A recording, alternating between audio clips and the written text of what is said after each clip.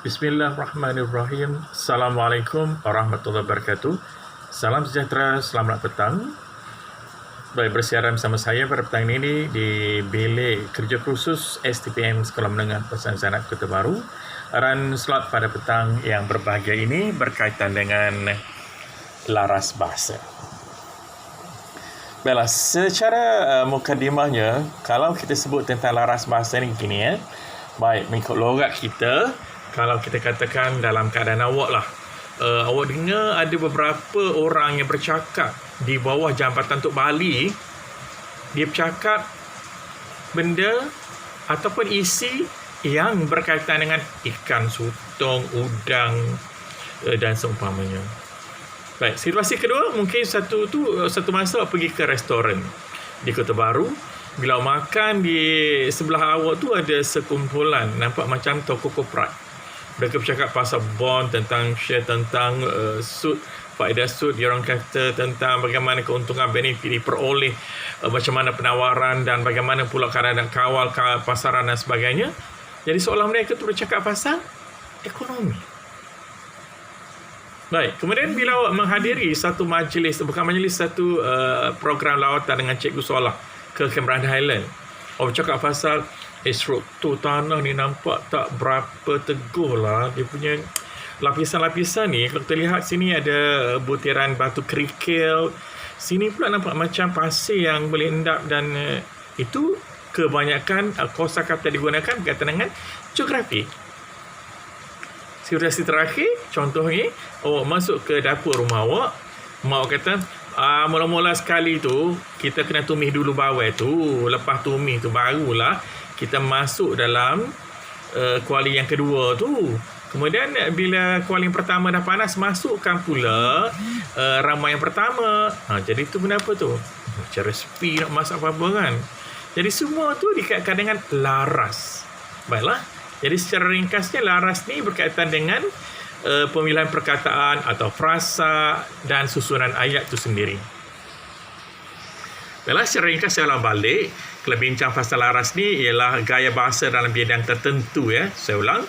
Gaya bahasa dalam bidang tertentu yang melibatkan pemilihan kata, frasa dan susunan ayat. Dan dalam konteks kita nak tengok laras bahasa juga biasa dipengaruhi oleh matlamat, latar belakang penutur dan juga latar tu sendiri. Baik, jadi laras juga biasanya boleh dibezakan dari segi tata bahasa. Sebab kadang-kadang ragam ayat, sama ada penggunaan ayat tu ayat yang aktif atau pasif, atau ayat yang biasa, ayat songsa, panjang pendek ayat akan menghasilkan laras yang berbeza-beza. Baik, secara ringkas saja kita lihat beberapa contoh berkaitan dengan laras. Baik, bila kita lihat laras, kebiasaan soalan yang keluar menghendaki calon menguasai konsep laras itu sendiri, bezakan dengan aspek-aspek lain seperti yang kita dah lihat variasinya lain. Variasi bahasa tak sama dengan laras bahasa, kesantunan berbahasa dan sebagainya. Baik, jadi seterusnya setelah kita menguasai konsep, kita mesti melihat jenis-jenis laras, yakni dari segi ciri-cirinya dan juga contoh. Baiklah. Baik, yang pertama, laras bahasa akademik kadang-kadang dikenali sebagai laras bahasa saintifik dan teknikal. Baik, bila sebut saja akademik, awak tahulah akademik ini biasa dikaitkan dengan pelajar, dikaitkan dengan warga sekolah kebiasaannya, dan khusus untuk saintifik dan teknikal, mata pelajaran sains di sekolah lah. Fizik, kimia, biologi dan sebagainya. Dia sebut teknikal, kadang-kadang tu masuk juga teknologi maklumat. Okey. Baik, jadi kalau awak perhatikan, kalaulah bahasa dikaitkan dengan kimia, fizik, bio ni, mestilah ciri bahasa yang digunakan keintelektualan dan kematangan isi dengan ayat yang lengkap, subjek dan predikat. Sebab apa? Sebab tak boleh main-main. Semua yang ada ni biasa dengan fakta, dikaitkan fakta fizik misalnya, tentang troli device sama dengan tentang tenaga dan seumpamanya. Baik, jadi begitulah keadaannya. Kalau dikatakan terdapat rujukan khas atau senarai rujukan atau bibliografi dan nota kaki itu. Sebab apa? Sebab mereka ni, maksud saya ialah laras bahasa ini ilmiah. Tidak boleh kita kait-kaitkan dengan zaman-zaman lampau, imajinasi dan sebagainya. Tidak. Semuanya fakta. Baik, yang ketiga, peristilahan yang digunakan itu standard dan ia adalah bahasa ilmu. Baik, kalau kita nak katakan banding dengan bahasa dipercakapkan di tepi pantai misalnya oleh sekumpulan makcik-pakcik atau 2-3 orang anak muda yang sedang naik motor yang dalam keadaan tidak terlalu, memang tidak formal lah, memang mereka tak akan guna bahasa macam bahasa terdapat dalam laras bahasa ini. Kimia, fizik, bio dan sebagainya. Baik, seterusnya ialah bersifat formal dan objektif. Kita katakan tadi, disebabkan sifat ia sendiri namanya bahasa akademik, bermakna ia mestilah formal dan sangat objektif. Baik, yang kelima, menggunakan sudut pandangan orang ketiga yang biasanya dibantu oleh ragam ayat pasif. Maksudnya apa? Maksudnya kita meneliti, menjelaskan tentang teori ke sudut pandangan orang yang ketiga, ya. Baik, jangan dengan ragam ayat pasifnya. Seterusnya, mengutamakan wacana pemaparan, perbincangan dan penghuraian. Bermaksud kalau dalam laras akademik, bahasa akademik ni maksudnya memang dia kena jelaskan, mewacanakan paparan, memaparkan tentang teori yang berkaitan dengan penyediaan sabun misalnya. Mesti ada satu yang dipaparkan. Lagi perbincangan dan penghuraian. Sebab apa perlu ada sesi perbincangan ataupun item ini dan perlu dihuraikan kerana ia sangat objektif. Baik, samalah dengan ciri yang terakhir, susah dipahami oleh golongan bawahan kerana menggunakan simbol tertentu, gambar rajah, jadual, graf dan sebagainya.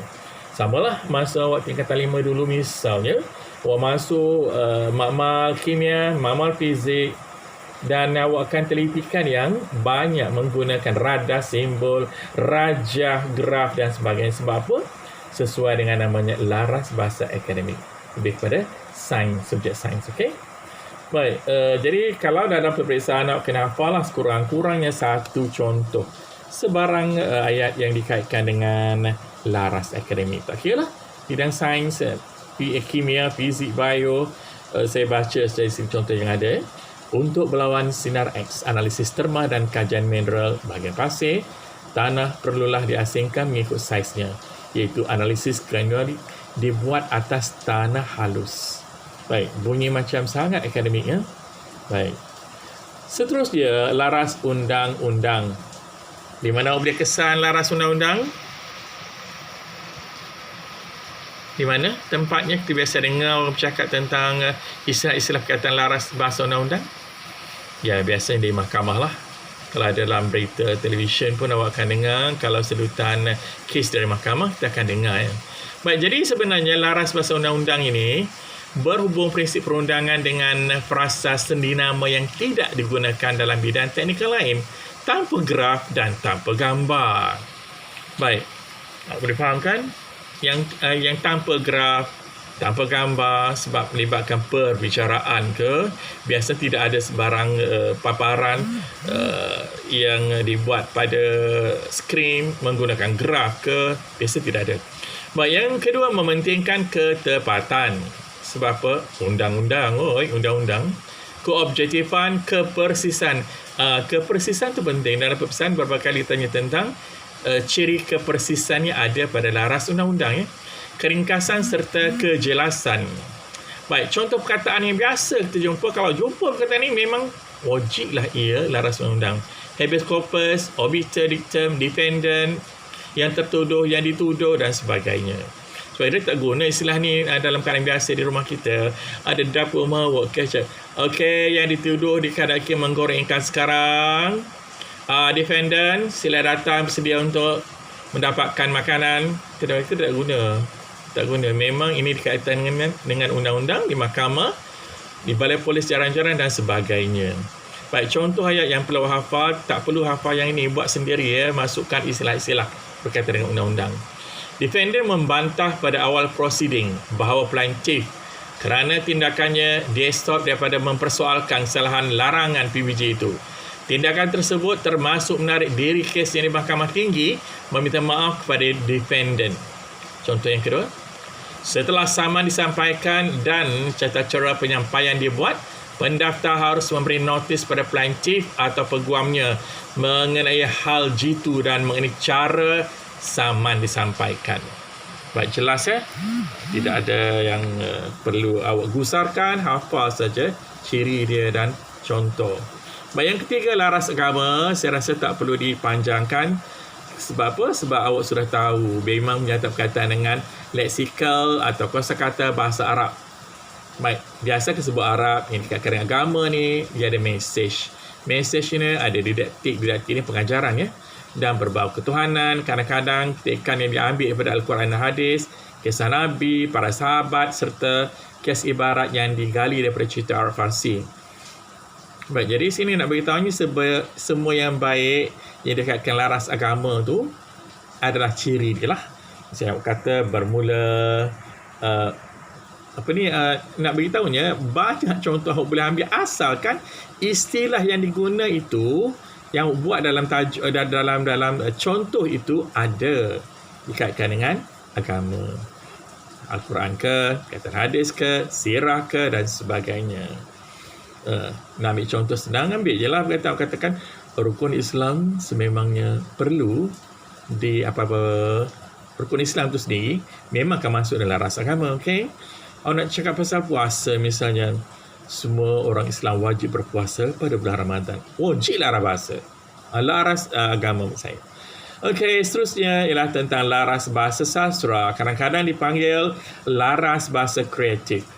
Baik, sebut tentang laras bahasa sastra atau kreatif ni dikaitkan dengan gaya bahasa yang menarik atau atraktif, ya, gaya bahasa yang menarik.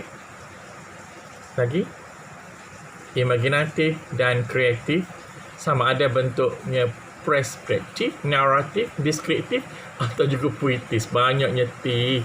Boleh faham ke? Baik, jadi di sini saya nak jelaskan kepada anda bahawa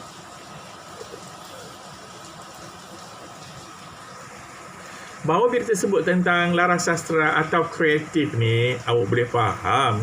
Cuma takutlah kadang-kadang bertukar dengan laras bahasa lain. Bagaimanapun, ciri dia akan menyokong pernyataan anda nanti atau pemahaman masing-masing. Baik, gini yang kata dah. Cikgu sastra ke? Sukung lagi sastra sebab apa? Macam duk kayangan je berasa.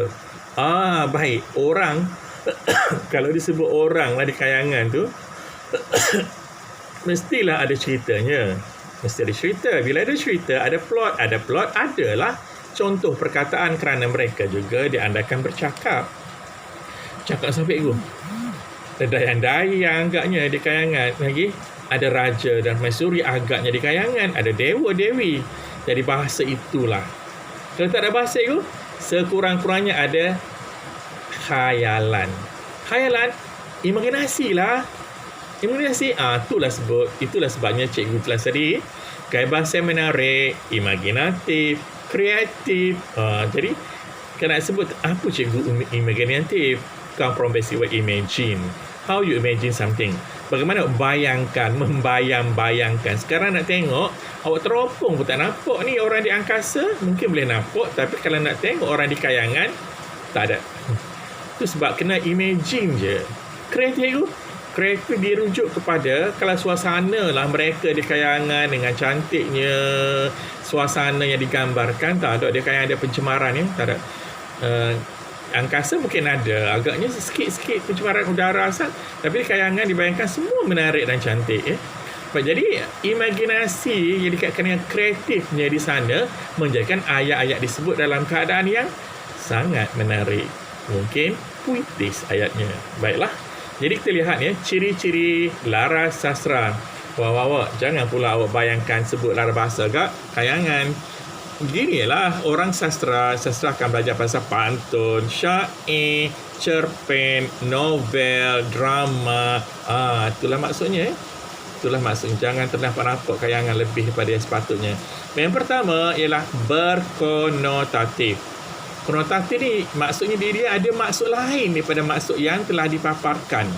Baik, yang telah dipaparkan tu maksud apa? Tu rujukan langsung yang tidak berpendekatan, yang tidak denotatif. Jangan keliru konotatif ni bermaksudnya sesuatu yang ada maksud lain. Berkonotasi, ada makna lain, ya. Makna yang kedua. Baik, jadi dia perlu diinterpretasikan. Maksudnya perlu bukan diterjemahkan, tapi perlu diperjelaskan, ya. Diberi maksud. Baik, jadi nak beritahunya kalau sebut saja laras konotasi, ada makna lain, cikgu. Ada makna lain. Makna lain itulah yang berkonotasinya. Berbeza dengan denotasi. Baik, denotasi ini secara langsung. Ginilah senang cikgu beritahu, okey? Kalau cikgu fizik dengan jawab, dia kata, baik, sekarang ambil 10 gram pasir letakkan di atas troli. Awak pun ambil 10 gram pasir, suka-suka ubah atas troli. Jadi kalau cikgu sastra, dia takkan sebut gitu. Dia tak sebut pasir direct. Mungkin dia kata pasir tu ditukar kepada pasir kerana nak udara jadi gini, pawana misalnya. Baik, kita akan kata ambil, mungkin dia kata dalam bahasa lah yang lebih puitis, dia kata ku cengkang ke, ku petik ke. Jadi nak beritahunya, benda yang berkonotasi itu kena tafsir. Contoh kata dia kata, ku petik setangkai pawana yang terbang. Okey, cukup. Apa cikgu? Tu kena tafsir lah. Itu yang berkonotasi. Maksudnya dia ni agaknya dia kena dapatkan harapan-harapan. Jadi macam-macam tafsir. Itu sebab apa? Sebab berkonotasi. Kalau denotasi, jangan tafsir. Kalau cikgu sejarah kata, tolong ambil cikgu 2 cawan aital kata ni ada pening tak makan pagi lagi ni. Awak jangan tafsir sebab memang semua ayat tu bermaksud secara langsung. Memang rugi ambil air di kantin sungguh. Okey. Baik, yang kedua, manipulasi bahasa dengan penyimpangan tata bahasa. Baik, manipulasi ni macam main-main bahasa lah. Manipulasi bahasa dengan penyimpangan gaperu, menyimpan daripada hukum tata bahasa. Baiklah, kita katalah kalau tata bahasa tidak sebut di kala itu salah. Sebab apa awak? Masa, takkan di kala itu kan? Pada tengah hari itu ni, pada kala itu. Di kala itu salah. Tapi nak beritahu dalam sastra tak ada masalah, tak salah pun. Di kala itu aku berdiri sendiri. Lagi, ini hari, sepatutnya hari ini kan. Ini hari engkau datang dengan senyuman. Jadi nak beritahunya tata bahasa tak ada masalah. Kalau hal gini dia menyimpang di segi hukum tata bahasa. Yang ketiga ialah imaginatif dan kreatif. Tu baru sebut pasal Dewa-Dewi tadi ya. Jadi kalaulah cerita tu tentang benda yang awak boleh bayangkan, macam mimpi awak kata, Bapak Ibu, macam gitu je saya kan jadi pemaisuri zaman dulu, ada burung, ada kayu, ada garuda. Baik, itu lebih pada imaginatif dan benda itu diujarkan dengan kreatif. Baik, jadi awak imagine je, cikgu lagu mana cikgu burung garuda besar tu? Dia ni besar, warna purple, campur hitam, paruh dia saja. Besar. Baik, nak beritahunya, cerita tu tidak berpijak di bumi nyata, nak tengok pun payah. Cikgu ular naga tu, lagu mana dia ada sepanaga ke? Hidung dia tutubik song tubik asap. Sebab apa tu? Nak beritahunya kreatif, tapi kita suka dengan cerita tu. Sebab ia adalah sesuatu yang kreatif. Okey. Mementingkan diksi yang relevan dengan latar penceritaan. Maksudnya, diksi ni pemilihan perkataan yang nak gunakan dalam rasa sastra ni, dia mesti relevan lah dengan cerita dia, dengan latar dia tu. Masa mana cikgu hak ni? Dia berlaku pada zaman prasejarah. Prasejarah. Mana cikgu tempat dia ni? Tempat dia ni di kawasan Gunung Santubong tu. Jadi nak beritahunya, diksi yang terpilih, bahasa tu relevan dengan latar penceritaan. Maksud katalah novel tak? Novel ni kemudian dia bukannya awal-awal dulu, kemudian sikit dia muncul, kita boleh baca pemilihan kata dia ni sesuai dengan novel. Gitu ya. Dan pada waktu itu Suzy baru saja melelapkan matanya dan dia telah melihat sendiri aksi yang berlaku tadi memang memeranjatkan. Dia tidak sangka dia telah ditipu oleh Steven. Contoh, Tapi kalau katakan ayat zaman dahulu, alam dewa dewi lain pula. Jadi diksi yang relevan dengan latar cerita dia tu mestilah sesuai dengan zaman dia, tempat dia dan masa ia dituturkan. Bisa dengar kan, saya boleh kait maka tersebutlah cerita Awang Sulung Merah Muda yang telah sekian lama. Baik tu nak beritahunya zaman klasik kan. Okey, bahasa Melayu klasik. Okey. Baik, ciri sosial penggunaan bahasa yang tersirat dan imej atau pelambangan. Ni soal.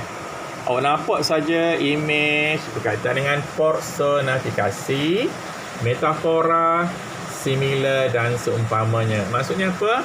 Maksudnya sastra ni dia banyak menggunakan imej atau perlambangan ya.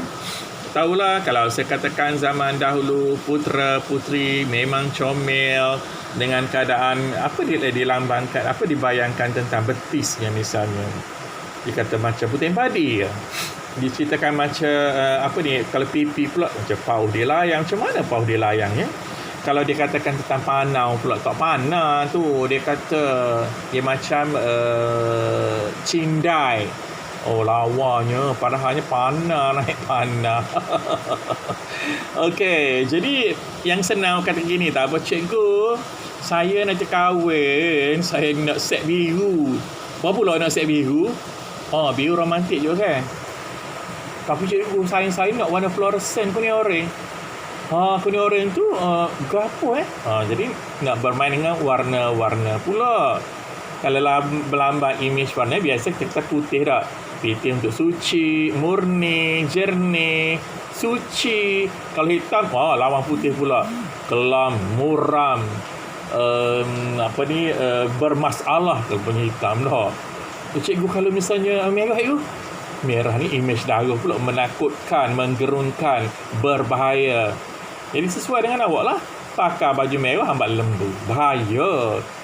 Pakainya biru, nampak kita pun nampak stay romantik je walaupun duduk di atas pokok pun seolah-olah. Baik, kalau metafora itu, metafora ni sendiri pula macam mana ya? Baik, kalau kita kata contoh metafora dikaitkan ranjang kenangan misalnya, suatu metafora ya. Kalau dikaitkan ada yang perbandingan yang ada sendi, yang tak ada sendi. Hitam macam gapo misalnya, licin macam apa. Orang zaman dulu ataupun orang bersastra suka mengkias ibarat Baik, personifikasi awak dah tahu kan, imej yang tidak ada nyawa tapi diberikan perwatakan manusia. Maksud saya bukan manusia, diberi perwatakan manusia, personifikasi atau unsur pengorangan. Contoh, daun nyor, apa sifat manusia? Daunnya melambai-lambai lagi. Daun nyor menarik lenganku, terlalu kot. Tu kan bahasa dia tarik lengan kita, padahalnya sentuh dengan dia. Lagi daun nyor. Tengok macam mana daun nyor lah.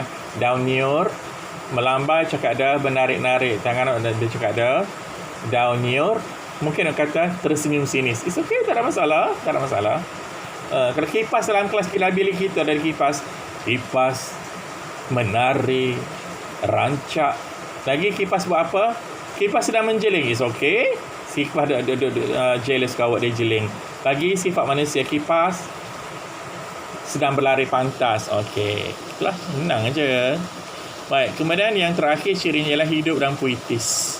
Sebab apa? Sastra ni dia sentiasa hidup mengikut masa, zaman, tema dan sebagainya, dan ia puitis. Puitis maksudnya ayat tu ringkas, pendek-pendek ya. Kalau panjang tak jadi puitis lah. Okey. Dia masih sastra lagi. Kalau panjang pun dalam jumpa cerpen ke ayat panjang-panjang, tapi nak beritahunya hidup dan puitis ni adalah salah satu ciri yang dikaitkan dengan laras sastra. Ada idioms, ada kiasan. Lama-lama tu peribahasa dan kiasan menggunakan imej-imej lama. Maksud saya katalah kera sumbang, katalah seperti au dengan tebing. Baik, kalau awal-awal ni tak dipanggil sebagai kiasan, ada istilah komputer ke, seperti komputer riba, tak ada. Baik, itu tidak dikaitkan dengan laras sastra lama. Baik, seterusnya laras bahasa media massa.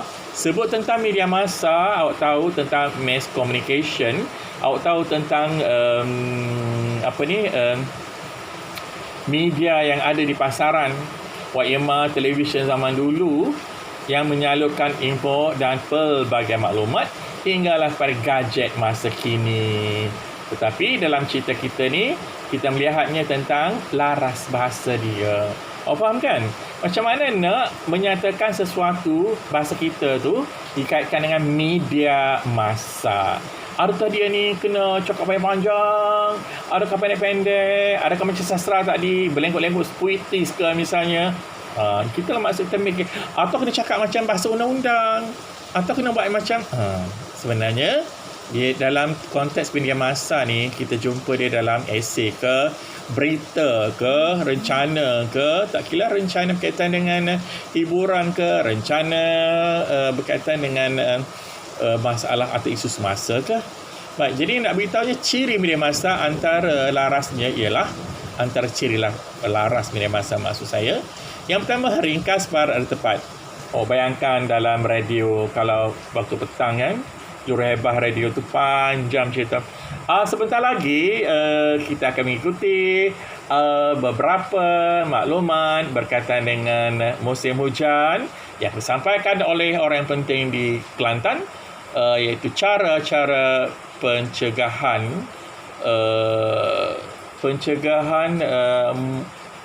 sebarang masalah di Kelantan. Okey, misalnya waktu panjangnya cakap, kemudian tak apa tepat pula, seolah-olah ada benda yang bercakap banyak ni, jadi ada pertentangan pula antara maklumat yang pertama dan yang kedua ke misalnya.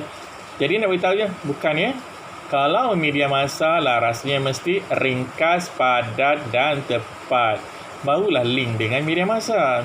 Saya tahu ringkasnya macam WS question, yang mana yang relevannya. Jangan cakap semua, siapa, mengapa, di mana, bila. Baik, jadi tepat, padat dan ringkas. Yang kedua, gaya bahasa dan nahu tidak penting ya. Aku cakap sekejap, salah. Kita masyarakat perlu menggunakan segala saluran dalam media massa. Contoh, bahasa pun betul dah, dia pun panjangkan lagi. Dan sebenarnya masyarakat di Malaysia ini, khususnya di Kelantan, perlu mengetahui. Jadi nak jaga sampai nahu pun nak suruh jadi perfect ataupun sempurna, gaya bahasa pun dah. Sebenarnya dia nak gaya bahasa dan nahu tu tidak penting. Cakaplah apa-apa pun, gaya bahasa apa pun, asalkan boleh faham. Nahu pun tak, nahu ni tata bahasa lah, maksudnya tata bahasa pun tidak penting. Media massa tidak mementingkan sangat tata bahasa. Okay? Yang ketiga, bersifat piramid terbalik, iaitu yang penting didahulukan. Tak kira lah misalnya apa ke, sepatut cerita apa dulu kan. Tapi dalam cerita tu perlu jelaskan tentang bagaimana berlaku. Semua tentang bagaimana. Isu tu dia tahu dah. Sebut bagaimana dulu. Jadi yang dia nak beritahu yang penting tu didahulukan ya. Baik, bahasanya senang, mudah difahami dan tidak berbunga dan tidak ada maksud. Tahulah apa maksud dia maksud? Berkonotasi. Tidak berbunga maksudnya straight to the point lah, bahasa yang secara langsung digunakan. Kalau berbunga ni awak, sastra lah maksudnya. Baik, jadi kalau awak dalam media massa nak katakan dan pada petang yang begitu remang disulami dengan suara sang kodok sedang bercengkerama di kolam. Apa kata kalau kita semua sekarang mengikuti taklimat ringkas yang disampaikan oleh seorang wira dalam bab banjir ini, yang sememangnya seorang yang begitu mendapat liputan kerana kehebatan penampilan beliau. Sampai bengok kan tak faham. Jadi bahasa senang, mudah dipahami, tidak berbunga dan tidak ada maksud. Kalau banyak cakap kata apa maksud tadi ya? Siapa kena tangkap dan memberikan maksud lain pula. Baik, seterusnya tajuk lebih sensasi dan menggambarkan isi keseluruhan berita yang akan disampaikan. Yang maksud sini ya, tajuk lebih sensasi. Faham sensasi ya? Tak faham sensasi? Tak faham juga maksud sensasi, tak bisa dengar ya. Baik, nak beritahu menggambarkan isi keseluruhan berita yang akan disampaikan tu. Awak tahu salah seorang kawan awak yang masuk U tu tergelincir jatuh petang semalam, meninggal dunia. Tahu kan? Tahu ke tak? Tak tahu. Siswi apa tajuk dia? Tengok tu. Siswi jatuh dalam gaung. Nak beritahu tu lah contoh. Contoh apa? Contoh tajuk yang sensasi. Jadi apa nak baca? Kalau baca tu, Sharifah Aini meninggal. Sensasi sebab apa? Dia mati lama dah. Baca juga. Sensasi tajuk. Lagi? Ratu Malaysia. Kahwin apa ni? Kahwin lari. Mesti nak tahu ya. Sebab sensasinya bunyi Ratu Malaysia kahwin lari. Awak pun terbayang dengan siapa ya? Di mana ya? Okey, jadi itulah maksud sensasi ya. Digambarkan isi keseluruhan berita yang nak disampaikan ya.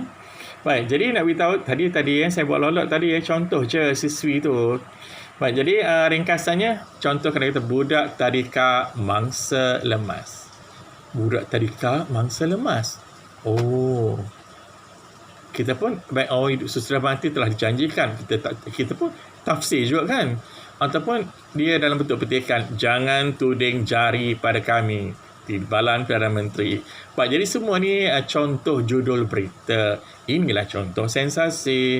Awak kena ada tajuk sendiri untuk peperiksaan ya. Baik, laras perniagaan senang saja. Set-set orang niaga. 6A2 misalnya. Apakah sebenarnya laras ataupun kosakata ataupun ayat yang awak gunakan dalam konteks awak ni, dunia awak ni. Jadi awak mimpi pengguna bahasa perniagaan awak sekalian. Jadi nak beritahunya tanggapan pengguna supaya mengubah sikap melakukan tindakan apa tu? Tujuan kita orang nego kan.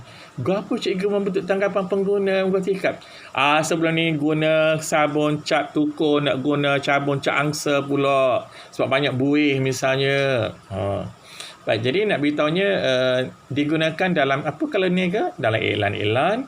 Dia kalau misalnya awak kata cikgu tadi bincang pasal laras bahasa yang dikaitkan dengan apa? Media massa. Ni bahasa perniagaan ada pula iklan macam ni. Tak ada masalah. Sebab ni kita bincang dalam konteks ni contohnya iklan. Okay? Tender, laporan dan kadang-kadang secara kreatif disediakan sikit ilustrasi, grafik, gambar. Sebab apa?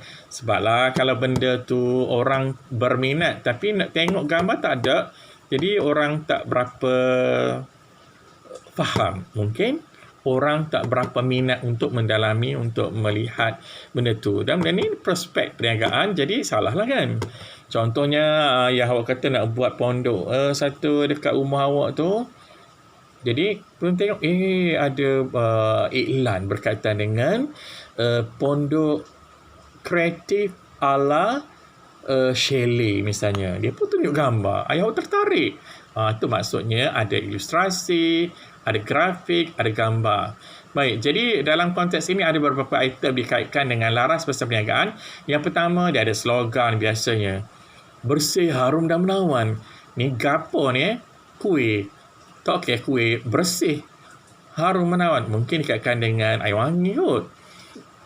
Kaedah, apa kaedah cara kita nak beritahu? Antaranya, basikal untuk disewa. Okey, awak menguruskan chalet, awak ada rumah tumpangan, awak ada inap desa, basikal untuk disewa tulis. Itu cara dalam perniagaan awak. Awak nak beritahu tentang kaedah menyatakan. Awak buat kaitan pula. Perkaitan konsep, awak kata Siti Nurhaliza dan Pepsi. Ni katalah syarikat Pepsi perlukan seseorang untuk membuat memberi liputan tentang jenama baru ke tidak pun perisa baru dari Pepsi kan, dia ambil Siti Nurhaliza. Okey, kalau awak buat projek nego budu jeruk sigo budu kan, awak nak kait dengan siapa dah kelawak awak sebut nama dia dan sebutlah. Jadi dia akan jadi duta budu, iaitu budu sigo misalnya. Izzati boleh dah Izzati. Di bar ke. Buatlah perkaitan Debat Bodu Sira. Okey, menariklah nama glamour. Izzati Bodu Sira. Peringkat internasional. Oh, hebat. Isytihar pula. Isytihar mengumumkan bukan rasmi butik Junaidi. Mengumumkan kalau bukan butik mana apa ya? Pembukaan rasmi tak apalah sesiapa pun ya. Butik Aisyah. Butik Alia E misalnya. Baik, jadi awak mengumpan orang ya. Orang naik dua ni suka mengumpan. Dia ada kaedah mengumpan. Dia pun cakap lah, potongan antara 10% sehingga 90%. Muju untuk 100%. Kadang golong tika lingkup. Okay? Jadi, benda apa nak umpan bergantung pada projek awak lah. Dan mesti mesra weh. Tidak masa cetung nego apa ya. Okey, senyum selalu melanggan perkhidmatan kami. Ni ayat lah dia buat gini ya. Jadi ayatnya ada unsur kemesraan. Senyum selalu melanggan perkhidmatan kami. Baik, next. Biasa dibanding lah kan. Mula makan budu cak kenggok. Allah ni ada budu cak apa-apa je lah. Projek awak tu. Yang beritahunya mungkin ayat dia. Package C lebih terus dan lebih menarik. Baik, kemudian kita nak menggesa pula. Contoh gesaannya, kunjungilah gerai kami sehingga stok masih ada. Dan kadang-kadang kita akan buat pertanyaan juga. Tidak lalu makan, kunjungilah Pasar Raya Nabila. Kunjungilah Pasar Raya Kristina misalnya. Okey, jadi nak beritahunya, itu kaedah yang dikaitkan item-item dalam laras perniagaan. Baik, laras bahasa biasa ni kan tak perlulah nak panjang-panjangkan cerita sebab bila sebut bahasa biasa ni formal dan tidak formal. Awak rumah awak takkanlah laras bahasa biasa awak cakap formal dengan mak awak kan. Mak, sebentar lagi kan saya kena pergi sekolah kan. Nak ke sekolah tu saya kena naik kereta kawan lah mak. Sebab hari ni balik lewat. Oh lah, gitu mon agak ke. Baik, jadi nak beritahunya formal dan tidak formal ni, kita akan lihat secara ringkas saja. Awak tahu dah, cuma bila nak sebut lah tentang ciri itu mungkin berkepayahan. Baik, laras bahasa tidak menyebabkan bidang khusus ya. Sebut formal biasa ni tidak menyebabkan apa-apa bidang khusus. Tak ada. Cirinya yang menggunakan kata yang senang difahami, tak ada istilah teknikal. Maksudnya apa?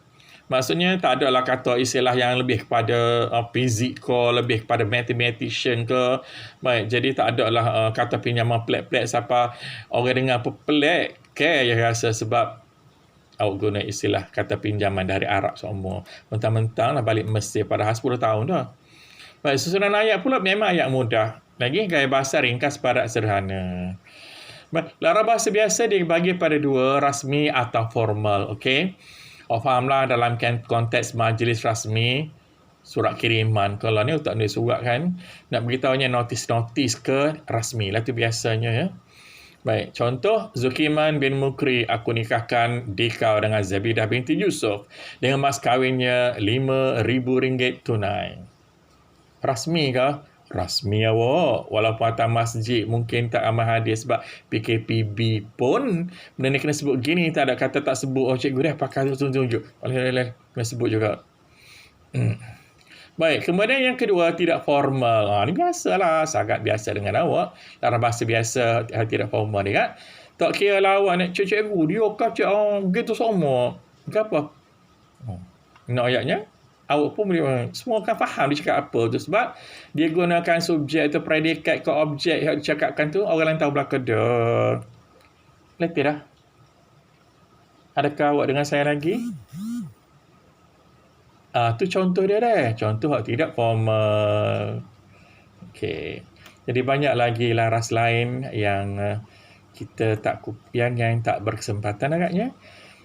Antaranya kalau kita sebut tentang laras resipi kan. Macam mana resipi? Dia guna ayat yang berkaitan dengan golongan kata apa ya? Tu saya tanya awak lah. Laras resipi ni. Golongan kata ada 4 kan? Baik, kalau kita katakan laras resipi lah, okey.